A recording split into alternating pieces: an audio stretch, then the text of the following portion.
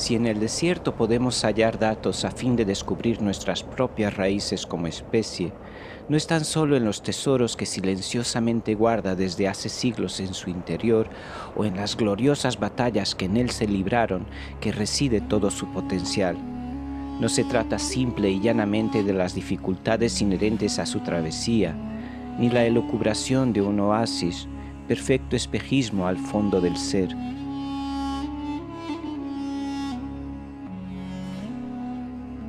La fascinación producida por el desierto es algo remoto y ancestral en nuestra memoria, y quizás sea en el encuentro a escala con nuestra propia dimensión en el universo que en sus arenas destacamos plenos, algo que pasa en muy pocos escenarios.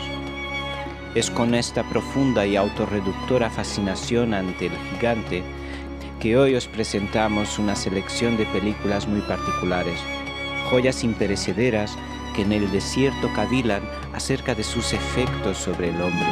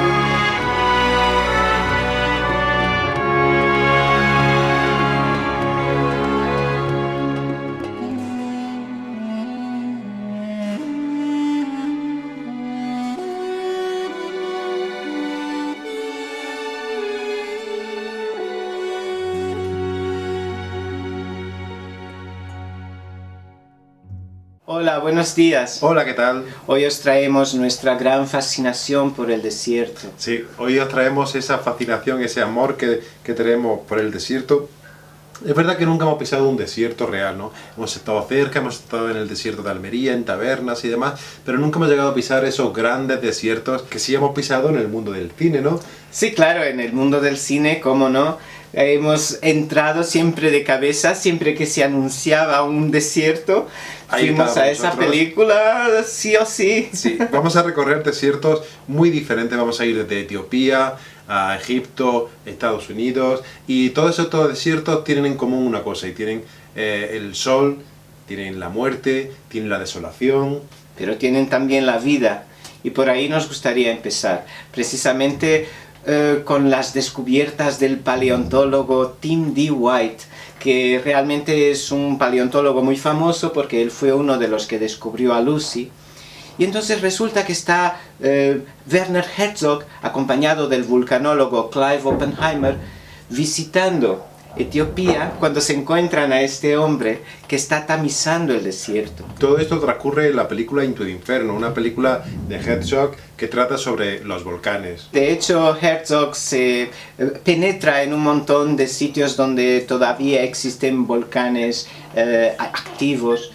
Y intenta descubrir sus orígenes, intenta descubrir cuáles son las razones y los motivos de la creación a través de estos inmensos dioses. Los volcanes, de hecho, es muy curioso, pero con toda su fuerza devastadora y toda su gran capacidad, lo que hicieron fue propiciar la vida en la Tierra y no otra cosa, ¿no? Aparte de la obsidiana y de tantos otros regalos, lo que nos regalaron fue las condiciones ideales para que la vida se posibilitase en la Tierra.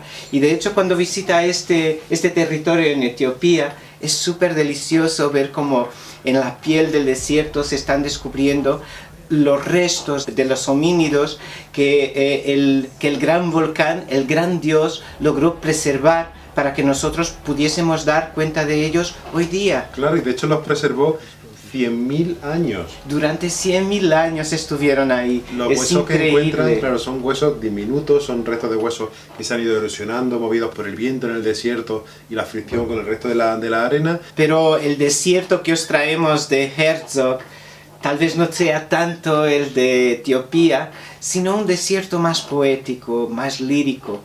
Es un desierto igualmente austero, donde la arena fustiga, de una forma tremenda, pero también es un modelo de desierto mucho más creacionista. Claro. Y de hecho esta película comienza de una forma muy especial, ¿no? En una pista de aterrizaje de un aeropuerto en la que un avión aterriza, otro avión aterriza, otro avión. y otro, y otro, y otro, y otro. Y es este movimiento, este fluir de aviones en el aeropuerto en el que da comienzo la película de Fata Morgana. Fata Morgana empieza con todos estos aviones para calmarnos, ¿no? Para colocarnos en otra perspectiva, muy diversa a la que tenemos en nuestro día a día, en nuestras vidas normales. Digamos que de pronto hay otro tiempo en el desierto. Claro, y Herzog sabe de esto de tal manera, ha vivido en él tanto tiempo, que sabe que tiene que transportarnos de algún modo a él. Claro, es la antesala para poder entrar al desierto, ¿no? Sí, esta repetición infinita, incansable. La cámara está estática y los aviones se suceden. Y son siempre nuevos y diferentes, pero es otro tiempo. No tienen nada que ver con lo que vivimos en el día a día. De hecho, parece que estamos escuchando los aviones ahora, ¿verdad? Sí.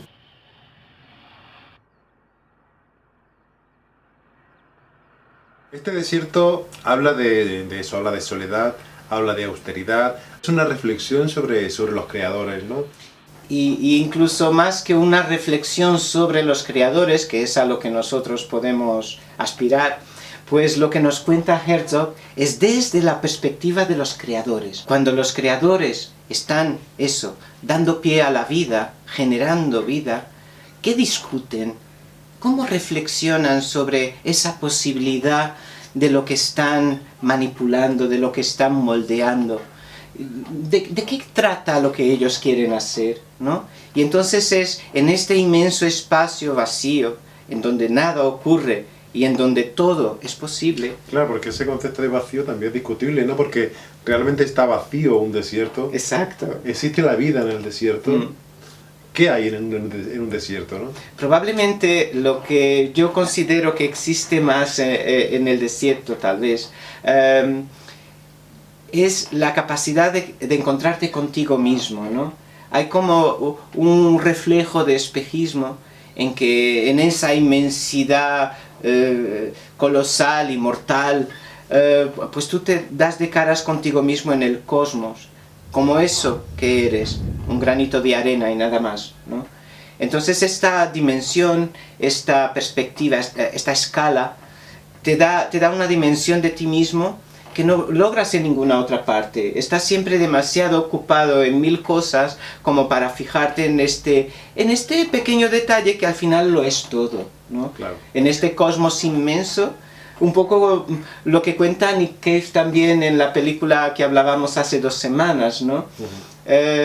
Todas estas cosas ocurren y nosotros no somos nada, y las pequeñas cosas, las pequeñas obras que pensamos que van a perdurar durante mucho tiempo, al final nos son arrebatadas a nosotros como a todos. Y nada dura para siempre, ¿no? Claro, de hecho ese es el concepto del romanticismo, ¿no? El ser humano ante la inmensidad que es nada, ante la fuerza de la naturaleza. Y es durante el romanticismo, es durante esa época que se tiene esa pasión y ese amor por la ruina, ¿no?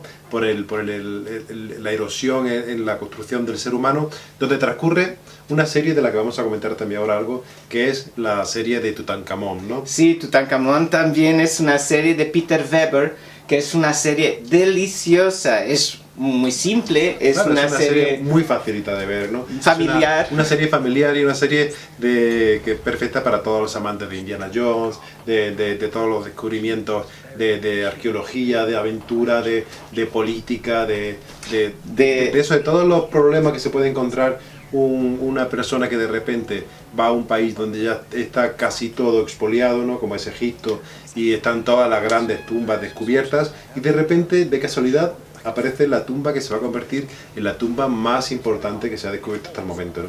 De hecho, esta película cuenta precisamente la historia de Howard Carter, que es el gran científico descubridor de la tumba de Tutankamón y que lo ha hecho a través de sus métodos científicos, que no fue por casualidad, quiero decir, no. Bueno, no fue por casualidad, pero fue por el aval de Lord Carnarvon, ¿no? Que pagó... Lord Carnarvon fue quien pagó esa expedición y sin el aval económico de este hombre, pues no, nada de esto hubiese sido posible. No hubiese sido posible, y esto es uno de los temas más interesantes a discutir con esta serie, no hubiese sido posible el expoliar de la tumba. Porque quiero decir, vamos a expoliar tumbas, ¡qué horror! ¿Pero cómo podemos hacer esto? Claro, pero ¡qué horror! No sabemos qué hay debajo de la tierra, no sabemos qué ha ocurrido, no sabemos qué esconde el desierto. Y si no se expolia, ¿qué hay? Claro, de hecho, arena, ¿no? De hecho esta película plantea un poco el hecho de que el gobierno egipcio alquila, por así decirlo, los espacios para que los arqueólogos europeos y americanos pues vayan descubriendo y vayan accediendo a esos tesoros que siguen ahí ocultos. ¿Y qué pasa cuando de repente hay una ley que lo permite y sin embargo aparece un gran yacimiento arqueológico, como pasó con la tumba de Tutankamón, y de repente eso hace que el gobierno cambie la ley de la noche a la mañana? Cambia de opinión porque no le viene bien, y ahora claro, ya si antes se repartía el tesoro se repartía como a partes iguales, ¿no? Mitad para el descubridor, otra mitad para el país de origen. Pues ahora mismo pues la ley ha cambiado porque era demasiado importante la tumba de Tutankamón y entonces no se podía abrir mano de ello, ¿no? Claro, esto abre el debate que a mí me parece muy interesante, el hecho de que a quién pertenece un tesoro encontrado en un terreno. ¿A quién lo encuentra? País, a quien lo encuentra, porque realmente ese es el legado histórico de ese país, ¿no? Con lo cual supuestamente debería de estar en ese país. Pero ¿qué pasa si lo descubre otro país, en Inglaterra por ejemplo, y decide llevarse todo eso al Museo Británico, ¿no? Claro.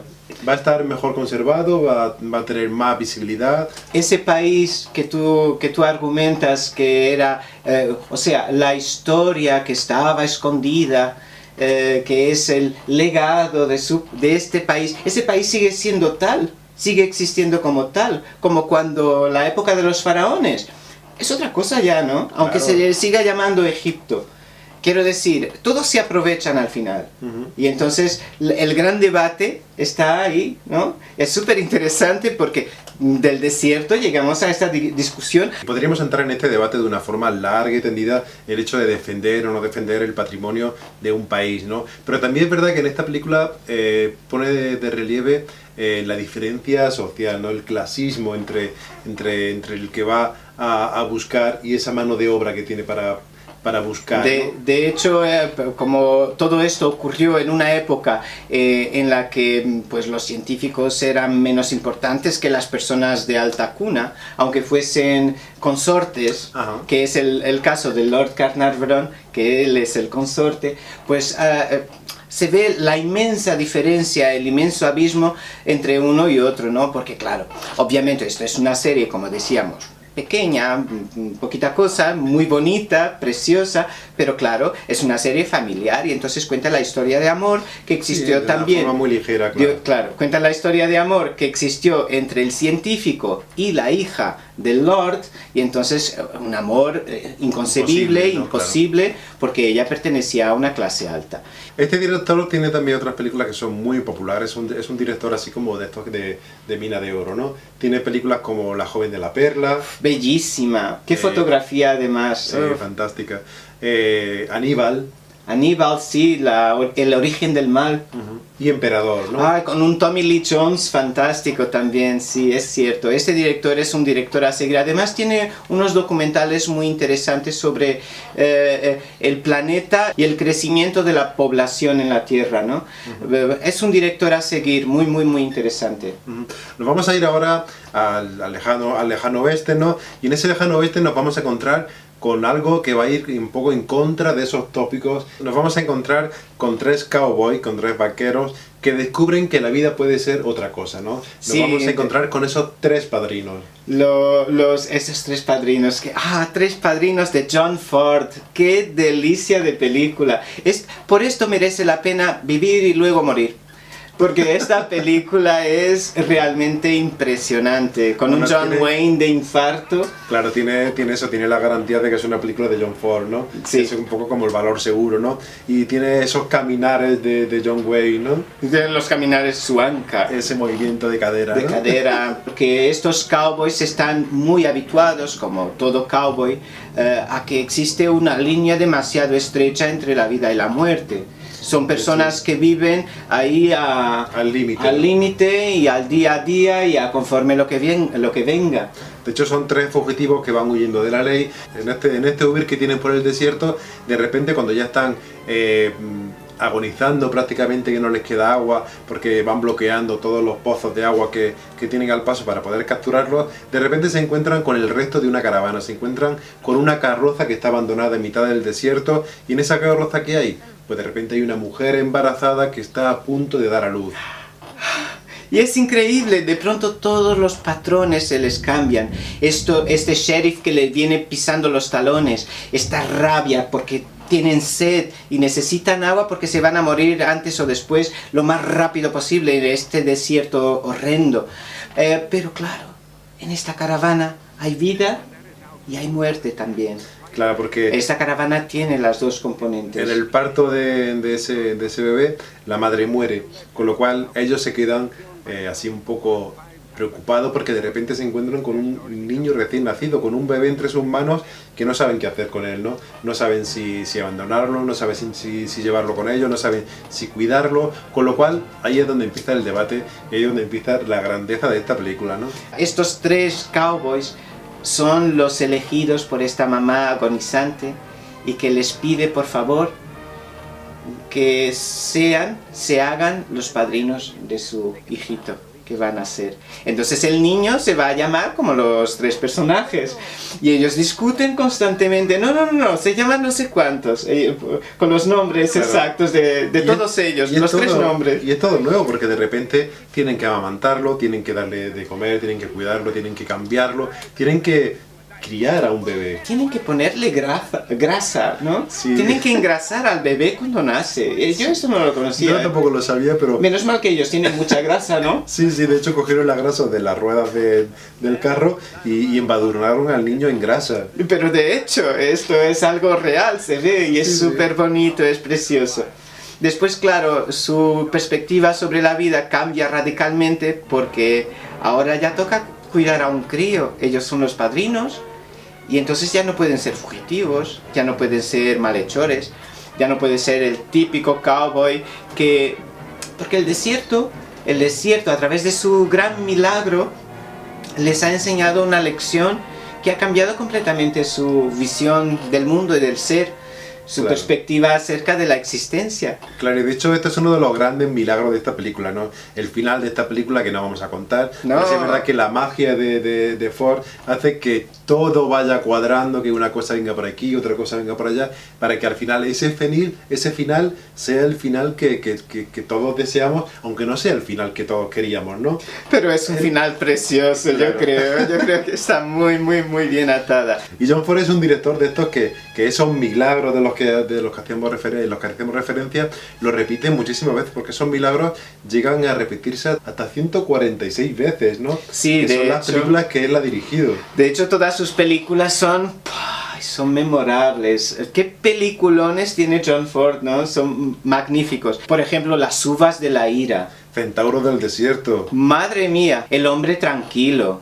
La diligencia. Y Patrulla perdida, que versa nuevamente sobre el desierto y que también es súper interesante cómo el desierto te puede llegar a matar directamente. En este caso, es lo contrario de un milagro, ¿no? Como la que anunciamos de Los Tres Padrinos. Claro, y es cierto que, por ejemplo, estas películas, en mi caso, en mi casa se han visto siempre, ¿no? Son películas de sobremesa que siempre ha puesto televisión después de comer los fines de semana y que yo nunca la había hecho en ningún caso y la verdad que me producían incluso rechazo ese tipo de películas. Es ahora muy tarde cuando las he descubierto y es ahora cuando realmente estoy fascinado con todo lo que ha disfrutado mi padre viendo esas películas, ¿no? Y a mí me pasa exactamente lo mismo. A mí, yo creo que nunca había mirado el western como una posibilidad y al final es una tontería inmensa porque el western tiene cosas deliciosas, pero todo tipo de western, porque es realmente un género con mucho potencial y cuenta cosas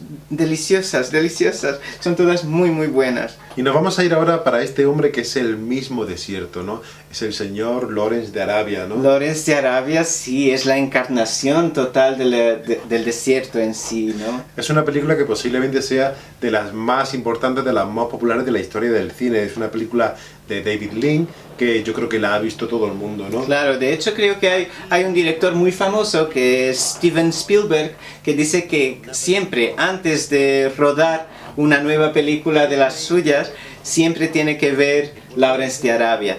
De hecho, pues sí, te inspira tanto esta película, es tan gigantesca. Tiene esos planos enormes, esos tiempos tan especiales que utiliza David Lean en esta película, como con esa paciencia para esperar y ver venir esos jinetes que vienen galopando por el desierto, ¿no? Que parecen un espejismo, ¿no? Al fondo y se acercan lentamente. O tiene esos momentos tan mágicos en el que Lawrence de Arabia se prueba ese traje árabe, ¿no? Y de repente le da el viento y se vuelve todo vanidoso y se fusiona con el desierto y se ve su sombra y se va haciendo duna con el desierto y de repente se convierte en la cosa más importante que existe en la Tierra, ¿no? De hecho, este señor lo es porque el mensaje que nos cuenta es precisamente el del gran soñador, ¿no? El del utopista. Lawrence es un niño con muy buenas ideas y con una cabeza bien puesta en los hombros, pero claro, es un niño y vivimos en un mundo que es un mundo de viejos, digamos, que no tiene nada que ver con este espíritu rebelde del que lucha por un ideal, ¿no?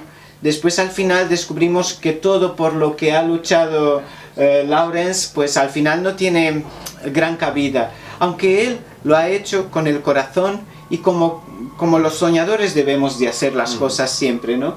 Y es esta gran fuerza y es esta la gran lección que nos enseña Lawrence, es que debemos mantener el espíritu fresco, inocente y luchar siempre, sea cual sea el tormento, por ese brillo, por esa arena. Y aunque caigamos finalmente en arenas movedizas y que ellas nos arrastren a lo más hondo de los confines, pues hacerlo con la conciencia de quien ha luchado por las cosas en las que cree, ¿no? Claro. Esta película es una película que yo creo que todo el mundo conoce, con lo cual no vamos a profundizar mucho más en el argumento y demás, porque yo creo que todo el mundo la conoce. Vamos a contar un poquitillo más sobre el director, sobre David Lean, que es un director que yo creo que para mí es uno de los que mejor ha adaptado para el cine Charles Dickens, ¿no? Sí, de hecho su Oliver Twist es una maravilla, pero debo de confesar que me gusta más aún Great Expectations, ¿no? Que en España se llamó Cadenas Rotas, que no tiene mucho que ver, pero bueno. Bueno, esas libertades que se dan siempre los traductores, ¿no? Sí, sería como grandes expectaciones, ¿no? O grandes expectativas, sí. Y esta película es magistral, pero muchas otras tiene David Lean, ¿no? Claro, tiene por ejemplo el Doctor Zhivago, ¿no? Doctor Zhivago. El puente sobre el río Kwai. Muy famosísima también, esa me gusta un poquito menos. No, a mí me gusta mucho ese ritmo que crea. Con los silbidos. Sí. No sé, no, a mí esa no me convence tanto. Tiene Pasaje a la India. Pasaje a la India, sí, deliciosa. Y con Katharine Hepburn, ¡ay, qué bonito! En una Venecia lindísima, fabulosa. Sí, es una película muy libre. Sí. Es una película que es el sueño de todo viajero, ¿no? Ay, es el poder preciosa. vivir en esa película, ¿no? Poder vivir en la película. De hecho, yo viviría durante algún tiempo en el desierto, si es que él me admitiese como vivo. Lo dudo, ¿no? Lo dudo. Pues nada, este es el paseo que hemos hecho por los desiertos, ¿no? Por estos desiertos tan especiales y tan cinematográficos. Y espero que nos haya entrado mucha calor. Esperamos que os haya gustado y que nuestras referencias os sirvan y os resulten atractivas. Muchísimas gracias por vernos. Pues nada, nos vemos en el siguiente vídeo. Chao. Chao.